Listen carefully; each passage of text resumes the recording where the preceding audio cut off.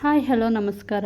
ಎಲ್ಲರೂ ಹೇಗಿದ್ದೀರಾ? ಎಲ್ಲರೂ ಚೆನ್ನಾಗಿದ್ದೀರಾ ಅಂತ ಅಂದ್ಕೊಳ್ತೀನಿ. ಸೊ ನಾನು ಕೂಡ ತುಂಬಾ ಚೆನ್ನಾಗಿದ್ದೀನಿ. ಹಾಗೆಯೇ ಇವತ್ತಿನ ವ್ಲಾಗ್ ಏನಪ್ಪ ಅಂತಂದರೆ ಮೇಯ್ನ್ ಇಂಪಾರ್ಟೆಂಟ್ ಮಗಳನ್ನ ಸ್ಕೂಲಿಗೆ ಕಳಿಸೋ ಅಂಥದ್ದೇ ನನ್ನ ಕೆಲಸ ಆಗಿತ್ತು ಇವತ್ತು.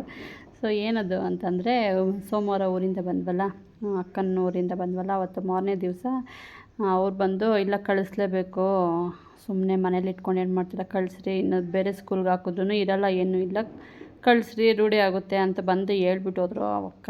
ಅದಕ್ಕೋಸ್ಕರ ಅದು ಒಂದು ನಿಜವೇ ಅಲ್ಲ, ಅದಕ್ಕೋಸ್ಕರ ಕಳಿಸ್ಕೊಟ್ಟೆ, ರೆಡಿ ಮಾಡಿ ಬಲವಂತ ಮಾಡಿ ಕಳಿಸ್ದೆ. ಆಟ ಮಾಡಿಕೊಂಡೇ ಹೋದ್ಲು. ಈಗಷ್ಟೇ ಅವಳು ನಗ್ನಗ್ತಾ ಇದ್ದಾಳಷ್ಟೇ. ಹೋಗ್ತಾ ಹೋಗ್ತಾ ಅಲ್ಲಿ ಗಲಾಟೆ, ಸ್ಕೂಲ್ ಹತ್ರನೋ ಗಲಾಟೆ ಮಾಡಿದ್ಲಂತೆ.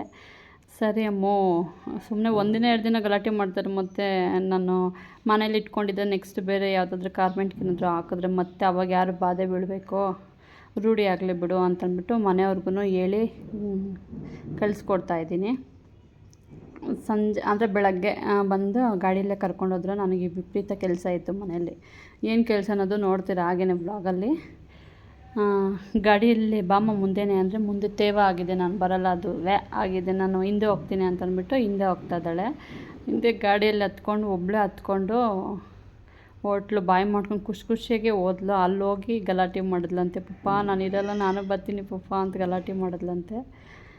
ನಮ್ಮ ಮನೆಯವ್ರಂತೂ ಬರಲೇ ಇಲ್ಲ, ಅಲ್ಲೇ ಇದ್ದರು, ಸ್ಕೂಲ್ ಪಕ್ಕನೇ ಇದ್ದರು. ಗಲಾಟೆ ಏನಾದರೂ ವಾಯ್ಸ್ ಏನಾದರೂ ಕೇಳಿಸಿದ್ರೆ ಕರ್ಕೊಂಬಂದ್ಬಿಡೋಣ ಅಂದ್ಕೊಂಡು ಇದ್ರಂತೆ ಅವರು. ಅವಳು ಸೈಲೆಂಟ್ ಆಗಿಬಿಟ್ಲು. ನಾವು ಇರೋ ಟೈಮಿಗೆ ಮಾತ್ರ ಅವಳು ಗಲಾಟೆ ಮಾಡ್ತಾಳೆ. ನಾವೇನೋ ಒಂಚೂರು ಸೈಡಿಗೆ ಬಂದರೆ ಸೈಲೆಂಟ್ ಆಗಿಬಿಡ್ತಾಳೆ. ಅವಳೇನು ಆಟ ಅಷ್ಟೊಂದು ಮಾಡೋಕ್ಕೋಗಲ್ಲ. ನಮ್ಮ ಮನೆಯವರು ಏನಾರು ಆಟ ಮಾಡಿದ್ರೆ ಕರ್ಕೊಂಬಂದ್ಬಿಡೋಣ ಅಂತ ಅಲ್ಲೇ ವೆಯ್ಟ್ ಮಾಡ್ತಾಯಿದ್ರು. ಸದ್ಯಕ್ಕೆ ಅವಳೇನು ಗಲಾಟೆ ಮಾಡದೆ ಇದ್ಲಂತೆ. ಹಾಗಾಗಿ ಅವರು ಹೋದ್ರಲ್ಲ, ಅವ್ರು ಹೋಗಿದ್ದಾದಮೇಲೆ ಅಡುಗೆಗೆ ಅಂತೇಳಿ ಬಸ್ಸಾರು ಮುದ್ದೆ ಮಾಡ್ಕೊಂಡಿದ್ದೆ. ಇಲ್ಲಿ ಫುಲ್ ಇನ್ಫೆಕ್ಷನ್ ಅಂತ ಹೇಳಿದ್ನಲ್ಲ, ಏನು ಎಲ್ಲ ವ್ಲಾಗಲ್ಲಿ ಇನ್ಫೆಕ್ಷನ್ ಅಂತ ಹೇಳ್ತೀರಾ ಅಂದ್ಕೊತೀರಾ. ಸೊ ಅದು ಏನು ಪ್ರಾಬ್ಲಮ್ಮು, ಏನಾಯಿತು, 15 ಡೇಸಿಂದ ಎಷ್ಟು ನಾನು ಸಫರ್ ಆಗಿದ್ದೀನಿ ಅನ್ನೋದು ನಿಜವಾಗ್ಲೂ ನನಗೆ ಅಷ್ಟು ಗೊತ್ತಾಗ್ತಾಯಿದೆ. ಅದು ಏನು ರೀಸನ್ ಅಂತದ್ದು ನಿಜವಾಗ್ಲೂ ಗೊತ್ತಿಲ್ಲ. ಹಾಸ್ಪಿಟಲ್ಗೆ ಹೋಗಿ ಅಲ್ಲಿ ಇಂಜೆಕ್ಷನ್ಸ್ ಎಲ್ಲ ಹಾಕ್ಕೊಂಡು ಮೆಡಿಕಲ್ ಸ್ಟೋರಲ್ಲಿ ತುಂಬ ಚೆನ್ನಾಗಿ ಕೊಡ್ತಾರೆ. ಮೆಡಿಕಲ್ ಸ್ಟೋರಲ್ಲಿ ಮೆಡಿಷನ್ನು ಅವ್ರ ಹತ್ರ ಮೆಡಿಷನ್ ಎಲ್ಲ ತೊಗೊಂಡ್ರೂ ನನಗೇನೋ ವಾಸಿನೇ ಇಲ್ಲ. ಫುಲ್ಲು ಇಚ್ಚಿಂಗ್ ಆಗ್ಬಿಟ್ಟಿದೆ. ಅದಕ್ಕೋಸ್ಕರ ಇದು ಕಬೋರ್ಡ್ ಇದೊಂದು ಅಂದರೆ ದಿವಾನ್ ಸೆಟ್ ಇದೊಂದು ಬ್ಯಾಲೆನ್ಸ್ ಇತ್ತು, ಅಂದರೆ ಕ್ಲೀನ್ ಮಾಡೋ ಅಂಥದ್ದು, ಅದ್ರ ಒಳಗಡೆ ಇರೋ ಬಟ್ಟೆ ಕ್ಲೀನ್ ಮಾಡೋ ಅಂಥದ್ದು, ಅದು ಒಂದು ಮಾಡಿಬಿಡೋಣ, ಯಾಕೆ ಬೇಕೋ, ಏನಾದರೂ ಇತ್ತು ಅಂದರೆ ಗೊತ್ತಾಗುತ್ತೆ ಅಂದ್ಬಿಟ್ಟು ನಾನು ಅಂದ್ಕೊಂಡಿದ್ದ ಅಂದರೆ ನಮ್ಮ ಮಾವನ ಬೈಕೊಂಡು ನಾನು ಕೆಲಸ ಮಾಡ್ತಾಯಿದ್ದೆ. ಯಾಕೆ ಅಂತಂದರೆ ಈ ತೋಟದ ಹತ್ರ ಕೋಳಿ ಹಾಕ್ಕೊಂಬಿಟ್ಟಿದ್ದೆ. ಕೋಳಿ ಚಿಕ್ಕದೊಂದು ಶೆಡ್ ಥರ ಇದೆ, ಅದರೊಳಗಡೆ ಕೋಳಿ ಬಿಡ್ತಾರೆ. ಅದರಲ್ಲಿ ಏನುಗಳಾಗ್ಬಿಟ್ಟಿತ್ತಂತೆ ಮೊನ್ನೆ ಒಂದು ಸ್ವಲ್ಪ ದಿನ. ಅವ್ರು ಬಂದಾಗ ಓಡಾಡ್ತಿತ್ತು. ಅವ್ರು ಕೂತ್ಕೊಂಡು ಎದ್ದೋದ್ರಲ್ಲ, ಎದ್ದೋದ್ಮೇಲೆ ನಾನು ಪಕ್ಕದಲ್ಲಿ ಕೂತ್ಕೊಂಡೆ. ಅವ್ರು ಎದ್ದೋದ್ಮೇಲೆ ನಾನು ಬೇರೆ ಪಕ್ಕದ ಸೋಫಾ ಮೇಲೆ ಕೂತ್ಕೊಂಡೆ. ಕೈ ಮೇಲೆ ಹರಿತಾ ಇತ್ತು. ಏನು ಹಿಂಗೆ ಹರಿತಾ ಇದೆ ಅಂತ ನೋಡಿದ್ರೆ ಅವಾಗ ಗೊತ್ತಾಗಿದ್ದು ಕೋಳಿ ಏನಿದು ಅಂತಂದ್ಬಿಟ್ಟು. ಈ ಕೋಳಿ ಏನು ಎತ್ಕೊಂಬಂದು ಈ ಥರ ಮನೆಯೆಲ್ಲ ಸ್ಪ್ರೆಡ್ ಮಾಡಿಬಿಟ್ಟವ್ರೆ ಅಂತ ನಾನು ಅಂದ್ಕೊಂಡು ಕ್ಲೀನ್ ಮಾಡ್ತಾಯಿದ್ದೆ. ಬಟ್ ಅದು ಕೋಳಿ ಏನುಗಳು ಅಲ್ಲಂತೆ. ನಾನು ಏನು ಝೂಮ್ ಹಾಕ್ಕೊಂಡು ನೋಡ್ತಾಯಿದ್ದೀನಿ ನೋಡಿ, ಅದು ದಿವಾನ್ ಸೆಟ್ಟಲ್ಲಿ.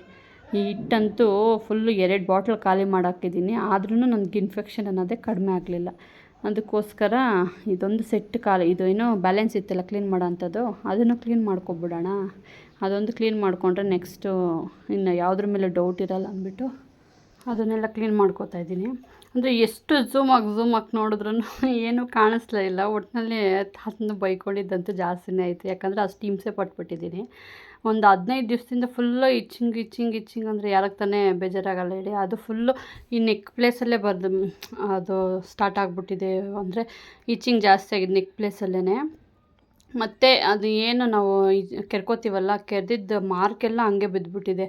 ಅದಕ್ಕೋಸ್ಕರ ಜಾಸ್ತಿ ಬೇಜಾರಾಗಿ ಏನಾದರೂ ಹೇಳೋಣ ಅಂದರೆ ಕೋಪ ಮಾಡಿಕೊಂಡು ಊಟ ಮಾಡೋದಕ್ಕೆ ಬರೋಲ್ಲ ತಾತ, ಹಂಗೆ ಮಾಡಿಬಿಡ್ತೈತೆ. ಅದಕ್ಕೋಸ್ಕರ ವಿಧಿ ಇಲ್ಲ, ಏನು ಮಾಡೋದು ಅಂತಂದ್ಬಿಟ್ಟು ಕ್ಲೀನ್ ಮಾಡ್ಕೋತಾ ಇದ್ದೀನಿ. ಅಂದರೆ ನೈಟ್ ಮಾತ್ರನೇ ಬರೋದು ಊಟಕ್ಕೆ. ಬೆಳಗ್ಗೆ ಅಷ್ಟೊಂದು ಬರ್ತಾರೆ, ಬಟ್ ಕಡಿಮೆ. ಒಂದಿನ ಬಂದರೆ 1-2 ದಿನ 3 ದಿನ ಬರೋಲ್ಲ. ಆ ಥರ ಅಲ್ಲಿ ಯಾರೋ ಪಕ್ಕದ ತೋಟದವರು ಊಟ ತೊಗೊಂಬಂದು ಕೊಡ್ತಾರೆ, ಅಲ್ಲೇ ಊಟ ಮಾಡ್ಕೊತಾರೆ ಅಂದ್ಬಿಟ್ಟು ಬರೋಲ್ಲ. ಬೆಳಗ್ಗೆ ಕಡಿಮೆನೇ ಬರೋದು ಸಂಜೆನೇ ಅಲ್ಲ. ಸಂಜೆ ಬಂದರೆ ಇದ್ರ ಮೇಲೆ ಕುತ್ಕೊಳ್ಳೋದು, ಇಲ್ಲಾಂದರೆ ಮಲ್ಕೊಳ್ಳೋದು ಮಾಡ್ತಾಯಿದ್ರು.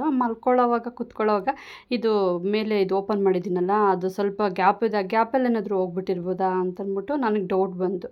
ಯಾಕಂತಂದರೆ ಫುಲ್ಲು ಬರ್ತಡೆಗೆ ಅಂತಂದ್ಬಿಟ್ಟು ಫುಲ್ಲು ಕ್ಲೀನ್ ಮಾಡಿದ್ದೀನಿ ಮನೆಯೆಲ್ಲ. ಬಟ್ ಏನು ಕಾಣಿಸ್ಕೊಂಡೇ ಇಲ್ಲ.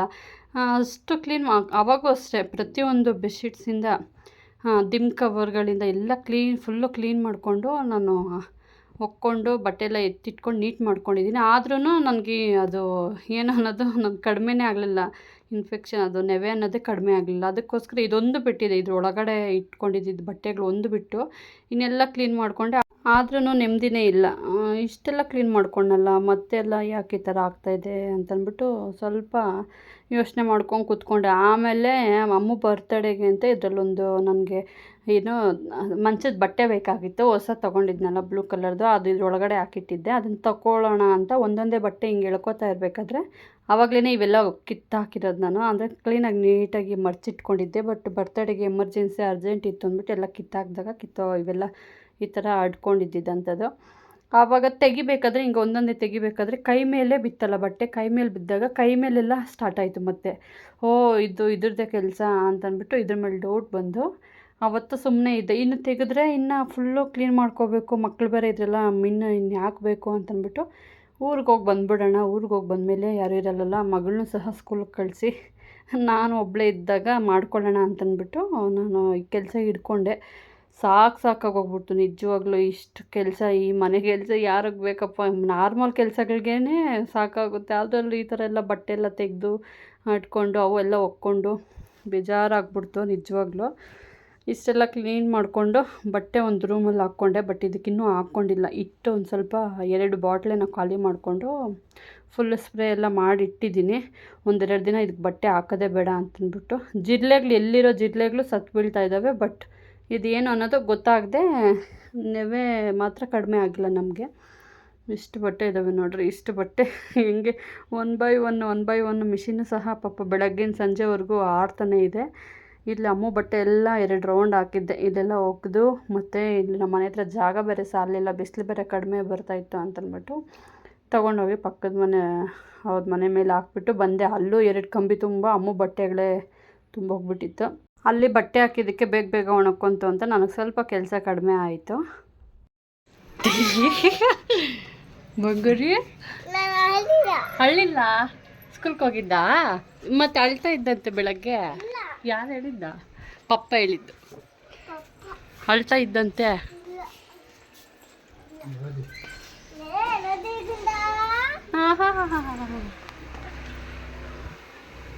ರೋಜಿಗುಂಡ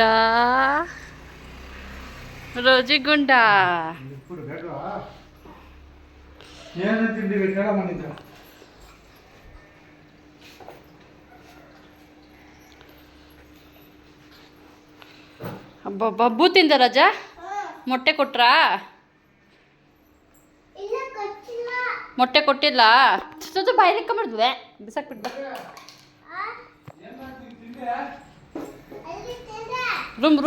ರೂಮಾಗೈತೆ ಪಪ್ಪ.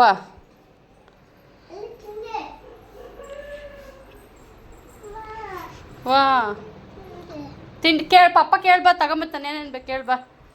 ಬಾ ತೊಳೆ. ನೋಡ್ದೆ ಎಷ್ಟೈತೆ ಬಟ್ಟೆ?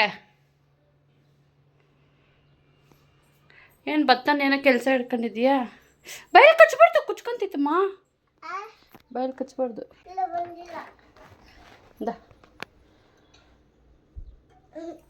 ಹೊಡಿತೀನಿ. ಸ್ಕೂಲ್ಗೆ ಹೋಗಿ ಬಂದಿದ ತಕ್ಷಣ ನಿಂಗೆ ಲಿಫ್ಟಿಗೆ ಬೇಕೇನಾ? ಹಾಂ ಹ್ಞೂ ಬಾ ಹೋಗ್ಲಿ. ಆಮೇಲೆ ಹಾಕಣಿಯ ಇವಾಗ ಪಪ್ಪ ತಿಂಡಿ ತಗೊಂಬರ್ಕೋತೈತೆ. ಹೋಗಿ ನಿನ್ನ ಹಾಕ್ಬಿಟ್ಟು ಬಾ. ಇಲ್ಲಿ ತಿರ್ಗ ಏನು ಬೇಕು ನಿಂಕ? ಮುದ್ದು ಬಂಗಾರಿ ಸ್ಕೂಲ್ಗೆ ಹೋಗಿದ್ಲಿ ಇವತ್ತು. ಬಾ ಈ ಕಡೆ ಬಾ. ಅದು ಮುಟ್ಬಾರ್ದು. ಮುದ್ದು ಅಳ್ಳಿಲ್ಲ? ಹತ್ಕೊಂಡ ನೀನು ಸ್ಕೂಲಲ್ಲಿ? ಹತ್ಕೊಂಡಂತೆ ಬಂಗಾರಿ. ಬಾ ಪಪ್ಪಕ್ಕ ತಿಂಡಿ ತಗೊಂಬರಕೋತೈತೆ. ಪಪ್ಪ ಏನು ಬೇಕಾ ಹೇಳೋ? ನಾನು ಬರಬೇಕಾ? ಸಂಜೆ ಸ್ಕೂಲಿಂದ ಬರಬೇಕಾದ್ರೆ ನಾನೇ ಹೋಗಿ ಕರ್ಕೊಬರೋಣ ಅಂತಂದ್ಬಿಟ್ಟು ಬೇಗ ಬೇಗ ಕೆಲಸ ಮುಗಿಸ್ಕೊಳ್ಳೋಣ ಅಂತ ಮುಗಿಸ್ಕೊಂಡೆ. ಬಟ್ ಕೆಲಸನೇ ಆಗಲಿಲ್ಲ. ಬಟ್ಟೆ ಒಂದು ಕೆಲಸ ಮುಗೀತು ಅಷ್ಟೇ. ಯಾಕಂದರೆ ಮೋಡ ಆಗಿತ್ತು, ಮಳೆ ಬರೋ ಟೈಮ್ಗೆ ಹೋಗಿ ಎತ್ಕೋಬೇಕು, ಅದ್ರ ಬಟ್ಟೆ ಎಲ್ಲ ತಿರುಗಿಸ್ಕೋಬೇಕು, ಅದು ಒಣಗಿಸ್ಕೊಂಡು ತೊಗೊಂಬಂದು ಹಾಕೋದು ಒಂದು ಕೆಲಸ ಮುಗೀತು ಅಷ್ಟೇ. ಮತ್ತು ಕಸ ಗುಡಿಸ್ಕೊಳ್ಳೋದೊಂದಿತ್ತು, ಗುಡಿಸ್ಕೊಳ್ಳೋಕ್ಕೆ ಆಗಲಿಲ್ಲ. ಅಷ್ಟೊತ್ತಿಗೆ ಅಮ್ಮನೇ ಬಂದುಬಿಟ್ಲು, ನಮ್ಮ ಮನೆಯವರು ಕರ್ಕೊಂಬಂದರು. ಆಮೇಲೆ ನೆಕ್ಸ್ಟ್ ನಾನು ಮತ್ತೆ ಮನೆಯೆಲ್ಲ ಕ್ಲೀನ್ ಮಾಡಿಕೊಂಡು, ಮನೆಯವರು ಧರ್ಮಸ್ಥಳ ಹೋಗಿದ್ರು ಅಂತ ಹೇಳಿದ್ನಲ್ಲ, ಪ್ರಸಾದ ತೊಗೊಂಬಂದಿದ್ರು. ಸೊ ಹೆಂಗೋ ಮನೆಯೆಲ್ಲ ಕ್ಲೀನ್ ಮಾಡಿಕೊಂಡು ಒರೆಸ್ಕೊಂಡೆಲ್ಲ ಕ್ಲೀನ್ ಮಾಡ್ಕೊಂಡಿದ್ದೀನಿ.